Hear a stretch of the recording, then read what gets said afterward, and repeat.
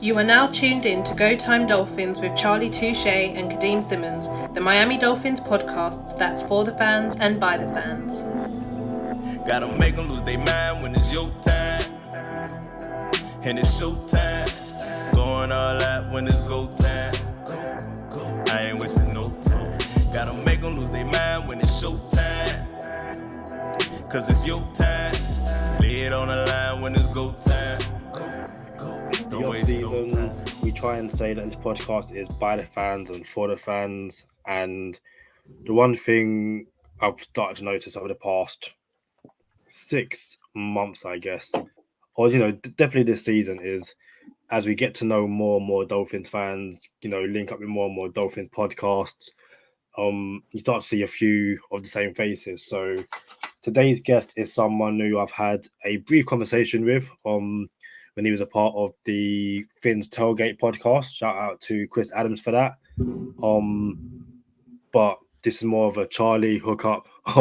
It just happened to be that I've spoken to him before. Before I pass over to Charlie, I just thought today I would wear the Coach K hat because the Dolphins have no head coach, and I kind of feel like someone has to represent the top of the food chains. I thought, you know what, why not me? I've got the throwback jumper on, the throwback bucket hat. So, today I am Coach K. But Charlie, how's it going? Hey, it's Go Time Dolphins, the Miami Dolphins podcast that goes not only across the pond, but across the world. I'm Charlie Touche. I got my co-host Kadeem Simmons with me. It's always for the fans and by the fans. And I woke up this morning without internet. Like, what's going on over here? You know what I'm saying? Knowing that we had a guest on the show today, I'm like, man, this is bad timing. So I'm gonna have to go to my my second option. You feel me? I guess they say I'm a one-read quarterback. You feel me? But they ain't know I got options over here. You feel me? So we got a guest on the show today, man.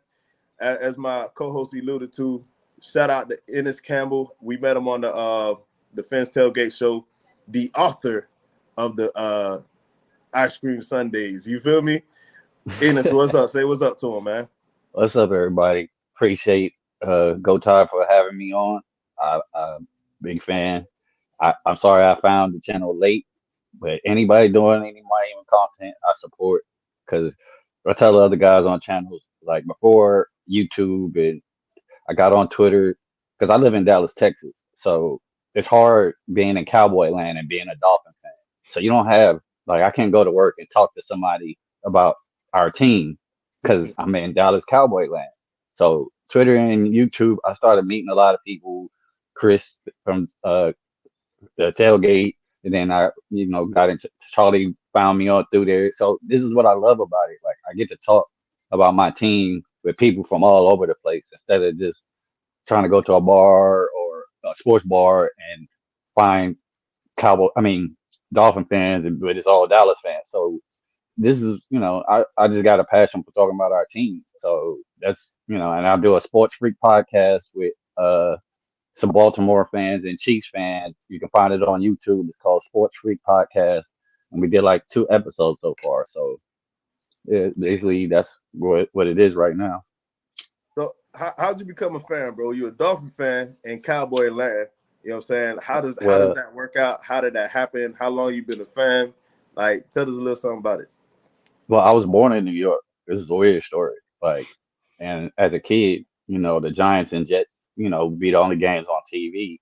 So, like, when I got to the age of sports really being, you would play outside as a kid, throw the football around, shoot the basketball, play baseball, whatever. But I don't know. It was just one day I turned the TV on, and it was a Sunday game, and the Jets were playing the Dolphins. And I'm watching Dan Marino. I didn't know who he was. I didn't know nothing about the team. I'm just watching this guy. I'm like, man, this dude is awesome. I'm like, man, what is it about that I'm attracted to this dude about it? Like, it was something about him that just attracted me to him. And I just followed that season. And that was the year he first started and went to the Super Bowl, and we lost to the 49ers.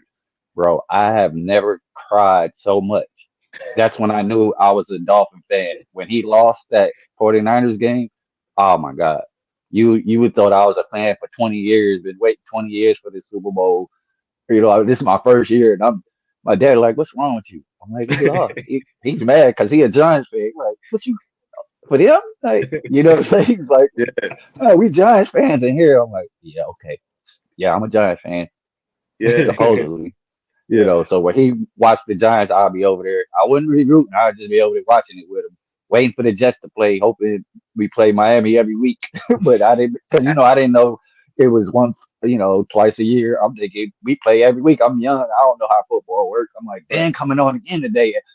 Get the Giants. When Giants over, I get to watch Dan Marino. But not knowing in New York, we couldn't watch every game. So I get the newspaper at school and check to see the stats. And, like I said, that's how then I moved to Kansas City, Florida, but I always followed the team, you know what I'm saying, as much as I could, So then when I got to Texas 8 years ago, the Dolphins kind of lost me for a couple of years because of the dysfunction. Like I was a fan, but I wasn't following it as hardly because we wasn't winning, and like I'm like, man, I'm in the streets basically. I'm just be real. I was in the streets, you know what I'm saying, doing my thing. So I wasn't really. I looked to see the season. We ain't going nowhere. I'm back in the street, But once I settled down and had a family, got married, I'm like. I really don't have nothing to do.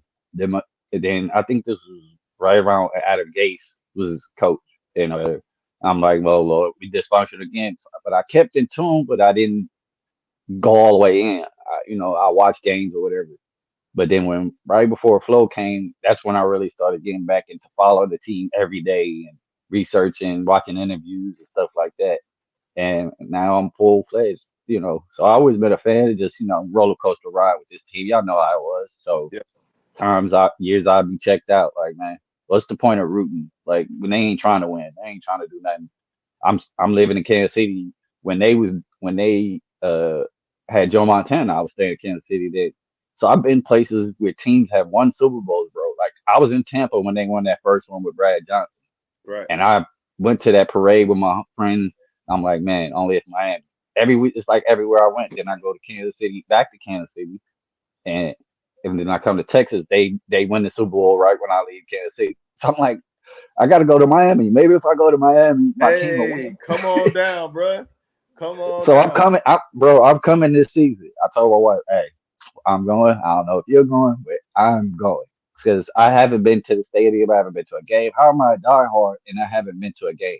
So that's where I'm at. Even if they come to Dallas, they're not on the schedule next year. So Houston, I don't know if it's going to be an away game or whole game, but if it's in Houston, I'm definitely going. But I'm coming down there for a home gig. So that's another reason I'm trying to meet everybody. So wherever's in Miami, I can come down. We can tailgate, hang out because to me, it's a family. Like I don't mean to ramble, but I've been on Twitter trying to tell everybody, like, bro, we argue about stuff we cannot control. We're not Stephen Ross. We're not Chris Greer. Like, why are we arguing as a fan base with each other about decisions we cannot control? We all have opinions. That's all we have. We can say how we want the team to do or how we want the team to go, but at the end of the day, they're going to do what they want. Us arguing with each other is not going to get this fan base or the team anywhere. The fan base is gonna just be arguing, but the team's gonna do what they want to do. So I learned that, like me getting mad with somebody because of their opinion, I had to pull myself back. Like, what am I getting mad for? Like, their opinion is not putting food on my table. So you don't have to agree with my opinion. I don't have to agree with yours, but we can debate. You know what I'm saying? There's nothing wrong with debating about opinions, but when we yelling and threaten each other, I'm saying people say where you Hey, at, see, drop your hey, check me address. out. This how I feel about it, bro. I'm not gonna argue on Twitter with someone who don't even have a picture up. Like that could be a 13-year-old on the other side of the screen telling me how to build a football team. You feel me? So I don't really do the arguing back and forth on Twitter. It's entertaining, you know what I'm saying? But we got some hot button topics though. Kadeem, Let's get it. what you got in mind with what the Dolphins need to be doing this offseason, Kadeem? So just like kind of touch upon what Inniss was saying, I feel like him rediscovering the Dolphins, but at the same time that basically I came across, that Adam Gase era when not that things were looking exciting, but it was a fresh head coach, it was a quarterback guru, quarterback whisperer. Can he get the best out of Ryan Tannehill? kind of, I guess. So it's just interesting that obviously my first season wasn't a Super Bowl loss with Dan Marino. My first season was the Ryan Tannehill, Joe Philbin era, I guess. But I just find I it pray for interesting, you. we've been I following pray the for team. you. But yeah, just that same old, at the same time again. It's funny you say what the team should be doing because as as you guys are talking, a tweet just popped up on my timeline, and it was from Perform, basically the people who work out with Tua in Sure. the off season. Now someone asked who is going to be basically training Tua this off season, and they responded. So let me quickly get it up now. Basically, they said this off-season will include many moving parts, not just us. Just know a plan and people are in place. Now, obviously, after the Titans game, Tua said that he was going to do a lot of, cold weather training, basically get acclimatized to that. Something which people kind of said at the time, well, why had he been doing that before? Why hasn't Tua coming into the AFC East knowing he's going to be in Buffalo, in New York, in New England? Why hadn't he been doing, cold weather training? Now, granted, his rookie season, that off season, dude was rehabbing. He had no time to be doing cold weather training, and it's something which it seems like from Perform. I'm not implying that they haven't been taking it seriously the past 2 years, but it also seems like they know exactly what they need to do to make that second year to third year jump. And I think not so much. I'll answer the Dolphins question, but I think for Tua, this is basically the bare minimum for me. I'm not going to praise him for doing this. I'm not going to praise Perform for doing this, but it's something which it's just nice to see. So that's that, I guess. In terms of the Dolphins, it's difficult to. I'm starting to see a lot of mock drafts. Who should the Dolphins get in free agency? All that kind of stuff. To me, that stuff isn't valid right now because we don't know what the coaching staff is going to be. We don't know what the plan is going to be for next season. So and again, mock drafts in January don't really mean much. Articles about who the Dolphins should target free agency in January don't really mean much because what if the Dolphins bring in another defensive guy and they want to really target the linebacker room, Right. or they're not going to keep Ogba, so they need a second defensive end to partner with Jalen Phillips. So to me, the only thing I want to be seeing is, regardless of the head coach, regardless of the next coaching staff, to me the plan has to be we're fixing this offensive line, and that's going to be the plan every single week, no matter who the guest is on this episode, so on the podcast. The off-season plan for me: fix this offensive line, and you head into the draft with at least 2 new starters on the offensive line, one at center and one at right tackle. Can I Bro, speak on the Tua Perform thing real quick? Because his best friend comes into Twitter Spaces, right? And he made sense of something I was already thinking. We have to think about the first year should have been a redshirt year for Tua, right? Because of the hit. Even Flo said it. This is where I think he started tripping at when they made him start Tua in the middle of the season last year. Remember before he started, Flo said in his press conference, "If that was my son, I wouldn't play him." Be- You see what I'm saying? The very next week they started him out of nowhere. Fitz didn't know, Changeli didn't know. That came from upstairs. So if you're a coach that's promised power as far as y- over the team, managing the team, and then you thinking you starting Fitz all year and told you this is your focus. I got to coach this team with Fitz, and then all of a sudden they say, "Oh no, you got to play him." But I have the power to do what I want, right? But you calling this move on me. So being from New York, I can understand how Flo got mad at the power struggle with that. But with Nick, the Perform thing, that year should have been a redshirt year because he was rehabbing still, even though he was on the field. His body, as far as rehab, wasn't 100%. Nick Case came on a show called Inside the NFL. My friend Reason show, and said it. He was 60% playing that year, health. So he was. Most people wouldn't have been able to walk as fast as he got back.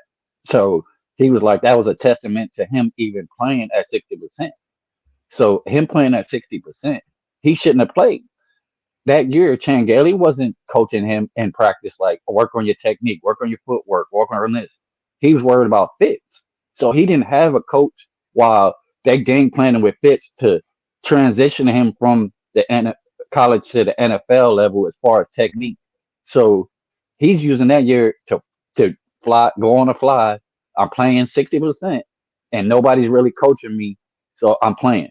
Next this year, Godsey, are we serious? Is he going to work on mechanics with Tua? He's a tight end coach. No. Instead of he's a running back coach. Who's working on technique, footwork with Tua? Channing Frye. Tua hate to say, oh, they gave him Channing Frye. Channing Frye was his 11 of the 11 on 11 quarterback coach. What does he know? He's a quarterback. I'm not saying he don't know, but let's be for real. On the NFL level, as quarterback coach, what grade would you give him? A 1, because this is his first year doing it. So when people say that, I'm like, you gave him Channing Frye. That's what you want to say you gave him? Okay. So the guy from before him says before this year, he was just working on his NFL body, taking hits. He couldn't concentrate all season on technique, footwork. I got to get ready for these hits because the first year, his body, you can remember the difference his body took from 1 to 2. So you seen him he posted pictures, you seen the difference. So he's trying to get ready for the hits because they say he injury prone. So I got to get this body ready. This year, the body's ready. The hip is another 2 years removed. He says he's working on all mechanics this offseason. And you're going to see a different tour. I put that on everything. Watch. It's people that don't like Tua don't want to take into context what he went through. They just want to see him play because he got on the field the first year. That was the disservice they did to him. If you'd have redshirted him, fans would have been like, okay, we drafted a quarterback with a hip issue. They taking their time. But when you throw him out on the field and he makes a pass, everybody go, oh, Tua. The hype got too big for them, so they had to keep going with him. The Tua thing got too big, so they had to keep rolling with it. And he wasn't ready physically. Like he has it. Herbert had Pep Hamilton and Deuce Staley when he got to the Chargers. He didn't win that job. Zach Taylor got injured the first right before the game. That's how he took over. Burrow has Zach Taylor and Chad O'Shea over there. Everybody in Miami remember Chad O'Shea and Zach Taylor. So who did Tua have as far as coaching on the emphasis side to take him and support him and say, hey, this is what you need to do? So it's funny. It's funny that you said that because Louis Riddick said exactly what you just said. Like everything you just said, Louis Riddick of ESPN said the exact same thing. Now, I'm going to be real with you. Yeah, I seen a tweet earlier this week on Twitter, and it said, I just want someone said, I just want Tua to get a fair chance. I'm like, look, I'm gonna be real. That's all we want. Hold on. Yeah, you can want that, but I'm gonna be real. Fair ain't for everybody. Everybody don't get fair. You know what I'm saying? So this is what I'm saying. We don't get a fair hand dealt to us in the NFL. It is what it is. You got to use what you got. However, I won't let that be the reason why. Oh yeah, he didn't make it. It was unfair. Nah, like you got to overcome your situation. You know what I'm saying? So at the end of the day, I will say this. You've seen his growth from year 1 to year 2 in his body, right? Where now you got PED allegations out there that he took PEDs that look how big he got in 1 year, right? So I when you said what you just said about where did it come from upstairs, bro? I've been on that this whole podcast. I'm like, bro, Flores got the call from upstairs. They said we're starting Tua, and you know, Chan Gailey didn't know. The whole team found out by watching TV. You know what I'm saying? Like, what's going on here? It's a mess.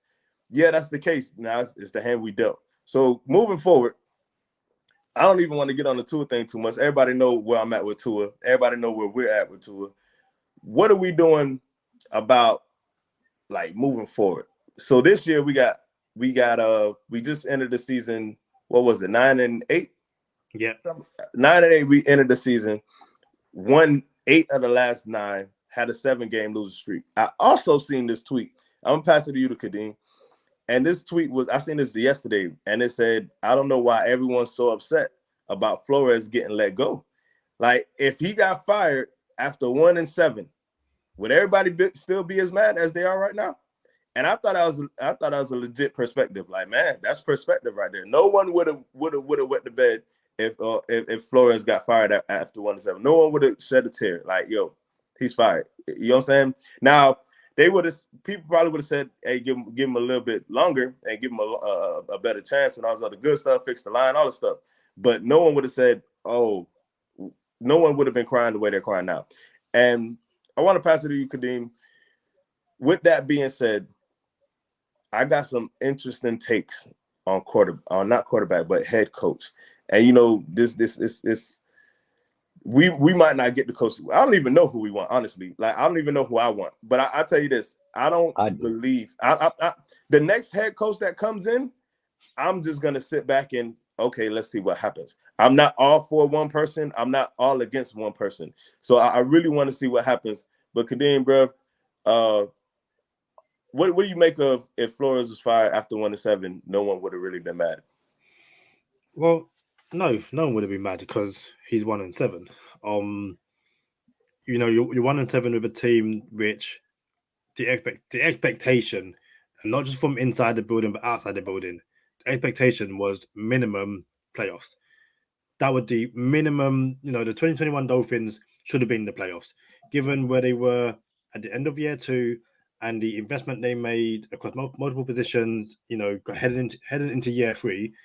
Then yeah, when you're 1-7 and you're fired, it's like, there you go. Obviously, long-term listeners of this podcast, we basically sat here and joked at the start of the season he could go 0-17 and wasn't going to get fired. So, you know, there were some who believed that no matter what happened this season, Flores deserved the full season. If he gets fired at 1-7, you go probably deserved, given how bad the team was. And also at 1-7, you were there going, where's your next win going to come from? Because we expected to lose to the Ravens because obviously you're 1-7.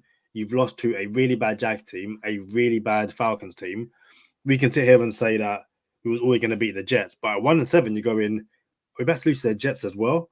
Obviously he turned it around. But no, yeah, no one could have had any qualms at 1-7 if Wasp went, you know what, this isn't working because you're 1-7. Now, granted, the flip side to that is, well, he's 1-7 and he lost his starting quarterback. But at the same time, Brissett was someone who he had worked with before in New England. It's not like he was, you know, playing a 7th-round quarterback. Brissett has limited success in the NFL. So even if, you know, your starting quarterback goes down, you're paying Brissett to be a very good backup. You being 1-7 because Brissett's playing games isn't good enough because you should be able to win with this defense. You still got Jalen Waddle out there. When healthy, you still got Devonte Parker, you still got Mike Gesicki. Brissett should be doing enough to win those games. So, yeah, I think I would have been shocked had he been sacked at 1-7, but there really couldn't have been many angry people at that stage in the season, I guess. Check it out. It's Go Time Dolphins, the Miami Dolphins podcast that goes not only across the pond, but across the world. I'm Charlie Touche. I got Kadeem Simmons with me, always for the fans, by the fans. Today we got a guest, Inniss Campbell. Bro, Inniss, you're the GM today. What is the move what moves do we make this offseason? As far as coaching or players? Just players and free agents and drafts. What route do you want to see us go? In free agency, I want a tackle and a center. I want Ryan Jensen. I'm gonna kick Dede to guard. I'm gonna put Austin Jackson back at tackle and get this is with a good coaching staff though. And then let Liam learn from the free agent right tackle. I even get a left tackle if we can find one on the second level, not top tier. You just need top tier. You just need serviceable or above serviceable, and have him competing with Austin Jackson. You put Jensen at center, kick Dede over to left guard. You got Hunt at right guard, and whoever the free agent at right tackle. So, because the right tackle is going to be cheaper. So we invested in Austin Jackson. I think Austin Jackson has it because his arms are too long to play guard. So he just the first year he did good. He had a veteran Eric Flowers next to him, and then next this year we put a rookie next up. That's why he struggled. But I'll get to that later. But yeah, so that was sure on my line. I guess we got Robert Jones, the one we signed free, unrestricted free agent. We paid him, so he's on our team. He played the last game for Davis and looked great. Like, but so you got depth. Go get some backups to make them compete, quality depth, and then I'm going to get Calvin Ridley. I know people be like, oh, he's with Tua. You just want him with like he has. You see the chemistry he has with Waddle. Like, and he wants to be in Florida, and he was only a second round compensation pick. So, hey, and if he balls out next year, you have two number one picks. And if Tua pans out and we fix everything, you're not going to need the two number one picks next year. You just need one of them or whatever. And I will go. My dream, y'all, if I was GM, I tell people this: like the teams like Seattle, the Rams, the Bucks are going to be doing a fire sale because of the contract, especially in Seattle. I'm if I can't get Ridley right, I'm gonna try to pry DK Metcalf from Seattle by a trade because they have no picks, none, because of the Jamal Adams trade. You got teams like that that's gonna be desperate for picks because the Rams gave up all 8 picks for Von Miller and Ramsey. We can probably steal a player because they desperate. So I would get it definitely a one. Devonte Adams, my backup, will be Gallup because I'm in Dallas. I watch him. Like is going to be a beast in the right system.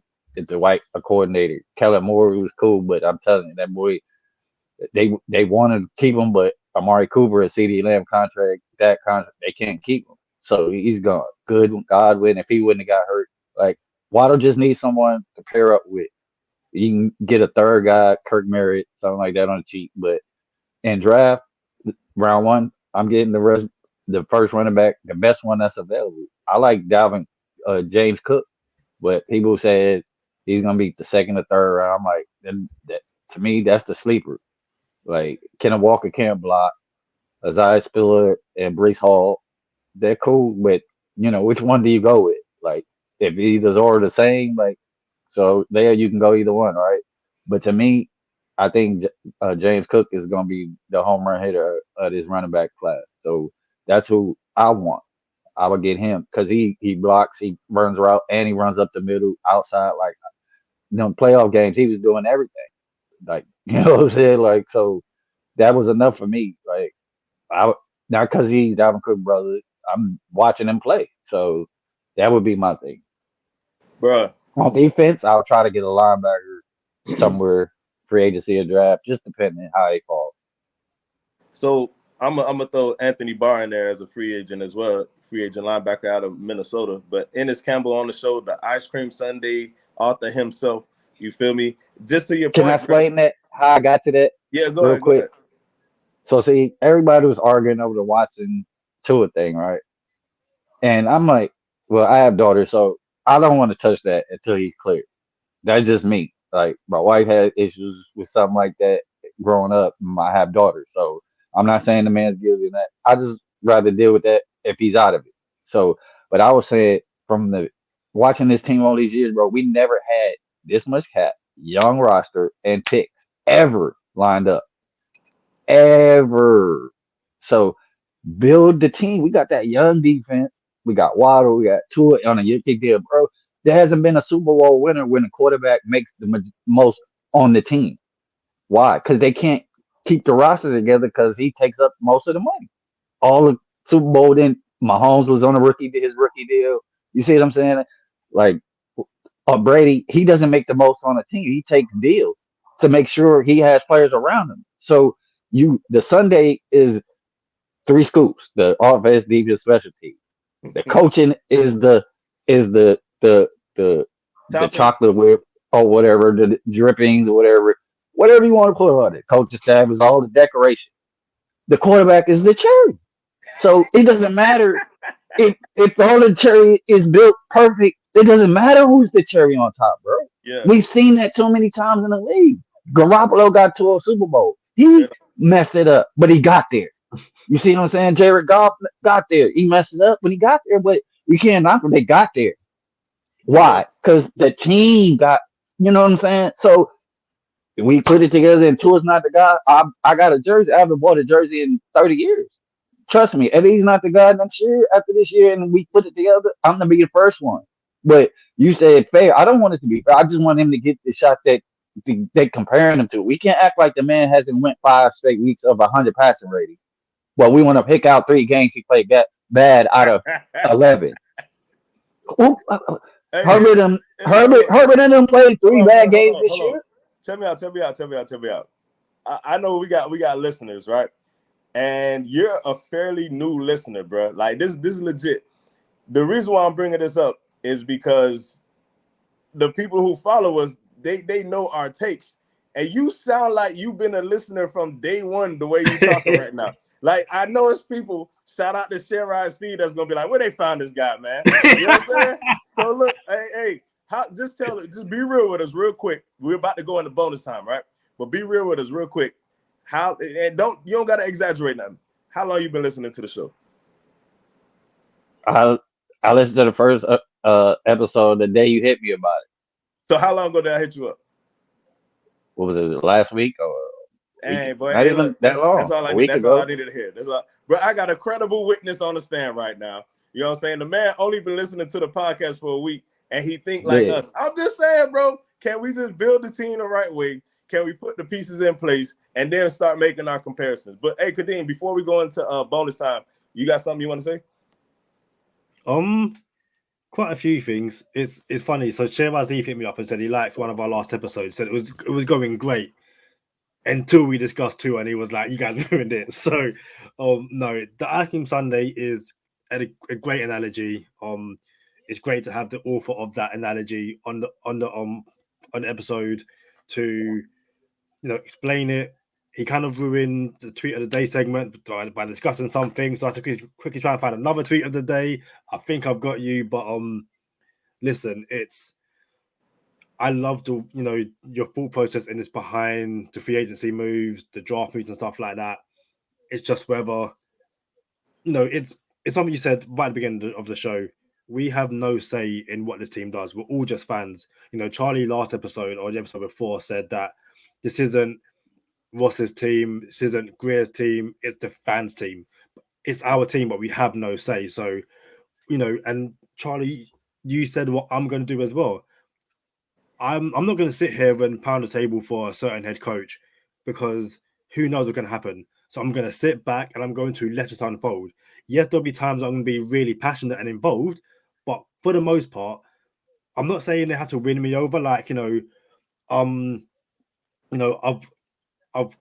got kids and they're bringing around their first boyfriend and win me over or you can't date my daughter. No, I'm not saying that. But I'm just saying it's a matter of everyone deserves a chance. Even if it's a guy that I do not want personally, I'm going to give him a fair chance. And not 1-2 games, a season, 2 seasons to see what he's trying to build, to see how things are going. Because, I'm seeing people on social media say that no matter who the head coach is, there's going to be arguments. Like the day we announce our head coach, Twitter's Dolphin Spaces is going to be full of people saying they shouldn't have done this. I would have done that. Dude, that's good for you. But, what's your coaching acumen? Nothing. So I don't want to hear it. And obviously everyone's got an opinion. But before we chase the next guy out of town, how about we stop and see how it develops? So, yeah, it's definitely going to be an interesting few months ahead. Hey, people got to understand. Ross is a businessman. He Tua is the 5th round pick. I know people might not like him or whatever, whoever don't like, but he wants to see what he can get out of his investment first.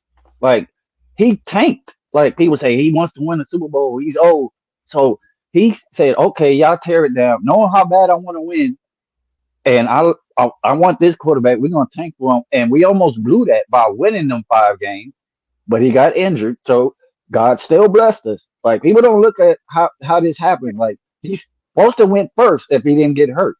You gonna tell me Burrow would have went first if Tua never got hurt in Alabama? No. Dan Marino fell to us. For parents that don't know, Dan Marino fell to us in that draft because he had something in college they didn't like the way he partied or something or whatever. Right. He wasn't supposed to fall to us. They So I said he look didn't at take that. football serious. Yeah, I look at that as a sign, bro. Like Tua fell to us, even though we were trying to tank for him in the beginning. Y'all remember we tried to tank for him, but we won them 5 games. Ross was told they was going to tank the season, but he wanted Burrow. But you won 5 games because of your pride. Flo did that. His pride wouldn't let him lose because they rumor is he was starting to lose the locker room. So he started coaching and won them last 5. So okay, where we at? But he knew that they was all in on to it, and Ross is not going to give away, let somebody fleece him for an investment that everybody was in on as a businessman. Like we're all the mailroom cafeteria workers in a corporation. We run the building, but we don't have no say so what they do upstairs. So this is what the man did. He went and got him somebody to help run his upper level. He invested, and he wants to see if he can get his investment out of to it. I can't be mad at Russ at that when we told him no on Lamar Jackson. Did y'all know that? That they Yeah, told him no when he wanted Lamar Jackson. We say that quite a few times. So I can't be mad at Ross if he wants to go in on the quarterback that he wants. Like we told him no on Lamar Jackson, which was crazy. Tannenbaum should be set on fire for that, like literally. But he wanted Lamar Jackson. We told him no. Now he wants his quarterback. I'm like, Ross, do your thing, because y'all told him no when he wanted the guy that he watched go be an MVP. Watch him score 50 on his own team in his own stadium. How you think that man felt about that? Like, bro, so he's gonna give to everything first before he's a businessman. That's why sometimes we have to think if you the owner instead of thinking as the GM. Hey, so before we go, bro, we're gonna get into bonus time. Let everybody know where they can find you. My name right here is the same as on Twitter. I don't do them fancy names. Like my name is my name on any site or Facebook, Instagram. I don't. Right, that's just me. I don't have time to, AKA Slim Dog. You know what I'm saying? Look me up. Like no. Hey, listen. Listen, we about to get into bonus time. We appreciate you coming on, but y'all know what time it is. Stay positive, test negative. For Kadeem Simmons, Inniss Campbell, I'm Charlie Touche. Thank you for tuning in this time. Make sure you catch us next time on Go Time. Already. By the fans. Gotta make them lose their mind when it's your time. And it's show time. Going all out when it's go time. I ain't wasting no time. Gotta make them lose their mind when it's show time. Cause it's your time. Lay it on the line when it's go time. Don't waste no time. So my initial tweet of the day was from Amplify to Rock, Josh Katzker from Say My Dolphins, talking about go spend a second on Calvin Ridley, but we kind of discussed that already. So I found another one. The initial tweet is from PFF, and it asks a question: where do you want to see Devonte Adams go in free agency?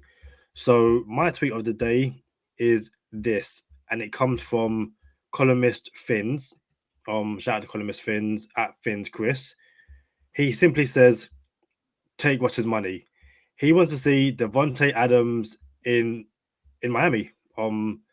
So I guess starting with our guest Inniss, what do you think? Devonte Adams to Miami, who says no? Bro, I was on that train first, but I know I'm not gonna get what I want. Like we're not gonna get what we never get that. So excuse me. I was on the Devonte. Could you imagine him and Waddle? Waddle's route running already is getting there. So if he has Devonte Adams to groom under, and that's why I'm not even on that train. That's why I'm like DK, Michael got, because I'm looking at reality. You know, like we say, we want to make the decision, but we know it's not going to happen. But that would be, man, I would give whatever they want for him. That's where I would, because he's proven. People want to give for Deshaun somebody that's not available. That guy's available, and he's every year. So I ain't gonna keep talking blabber, but that's me. I would get whatever you can. Give them whatever they want. Can you pay them whatever you want? Can you scroll down a little bit, Kadeem, so we can see the rest of the teams on that? So here's my thing about this.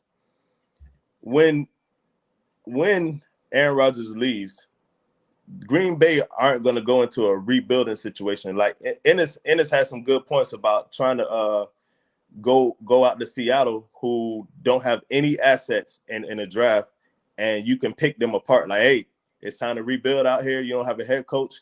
You don't have a quarterback. Let us get DK Metcalf. We'll give you some picks or whatever you want to do type stuff. With Green Bay is a little different. They're not going to rebuild. They believe they're still in the position, which honestly, I'm gonna be real with you. If Jordan Love is just average, they'll still win that division next year. So they're not gonna let Adams walk for anything. They're gonna tag him, or they might pay him $26 million a year. Like straight up, they'll be like, look, you can't go anywhere. We need you to stay with Jordan Love. He's gonna want to go somewhere, but the money's gonna talk. He's gonna stay in Green Bay, and they're gonna win that division again or they'll compete with whoever goes to Minnesota. I think Flores and Watson should go to Minnesota and just win that division forever and ever. But I think that division is going to be looking like the NFC East for the next 4 years. So I think he stays there. But I'll entertain this. Let's play this game. I feel like you give him Rodgers money when Rodgers leaves. It ain't like, you see what I'm saying? He can get paid there. They got the money once Rodgers leaves. So here's my thing. If we were entertaining this, you have to, they'll tag them and then trade them. So you have to give up a 1 and maybe another pick. You might have to give up a 1 and a 4 to pull in Devonte Adams, and then you have to pay him the most money in the league, which is probably going to be $23 million a year. And I'll do it. I'm not even going to lie to you. But like we said on the last episode, that's pipe dreaming. I wouldn't mind it. And just to tie it into Calvin Ridley before I give it to you, Kadeem, Calvin Ridley is the same way. Yeah, he might have what was described as mental health concerns, I guess, and things that he wanted to address. But even with Calvin Ridley, if you do the Carson Wentz trade, where they traded a number 2 and it was a conditional number 1, if Calvin Ridley plays more than 12 games, you give him a number 1, a first round pick. Yeah, let's do that all day. So I have no problem with that. But Calvin Ridley's going to want $20 million a year too, and I'm also in on Calvin Ridley getting $20 million. So I'm okay either way you went. What you got, Kadeem? Yeah, this is, if the Dolphins head into free agency and they can legit get a Devonte Adams or a Calvin Ridley, it just comes down to how much are you willing to pay. Now, to me, I go the extra mile and get Devonte Adams because he's just like the cleanest NFL in terms of his route running, his catching ability. The biggest debate then comes who wears 17 next year, Waddle or Adams. And if that's the debate we're having, who gets to wear 17, listen, I don't care. Like, I don't have a Waddle 17 jersey, so you can't blame me if Waddle changes his number. That got nothing to do with me. But that'd be amazing. As for Calvin Ridley, listen, I've seen so many people turn around and try and say that, it would be a sign that Chris Greer needs to go if he signs Calvin Ridley because he paid Will Fuller $10 million and Will Fuller played no games and he'll do the same with Calvin Ridley. And I was like, bro, really, have y'all heard what happened though to Calvin? Why he wants to leave? I haven't. No, it's not even close to Will Fuller. That's what made me mad when people were saying that. But go ahead, bro. My bad. But no, it's just like Calvin Ridley took a break away from football for mental health reasons. Dude, we should be championing that. We should be saying, you know what? Do what you have to do. Like, as men, we don't speak about mental health enough. And if someone is out here saying that I need to take a step away from my job, because again, we as fans can sit here and say NFL or football or whatever, musician, actors, all that kind of thing, it's the best job in the whole entire world. Dude, it's a job. If you need to take a break, to heal mentally and physically, do what you have to do. So anyone that's, any Dolphin fan or any NFL fan, football fan, who wants to disregard Calvin Ridley as a human being because he took a break and say that we shouldn't pay him, I have no time for that. If Calvin Ridley wants to come to Miami, I would love that. It will be, again, Charlie, I sent you a tweet of Tua and Jalen Waddle, like dapping up Calvin Ridley before the game. Like, if they can do that on a weekly basis, I'm all here for that. So, listen, Devonte Adams, Calvin Ridley, I don't mind who it is. I would take, if in a perfect world, give me both. not a perfect world, but I'll take either one.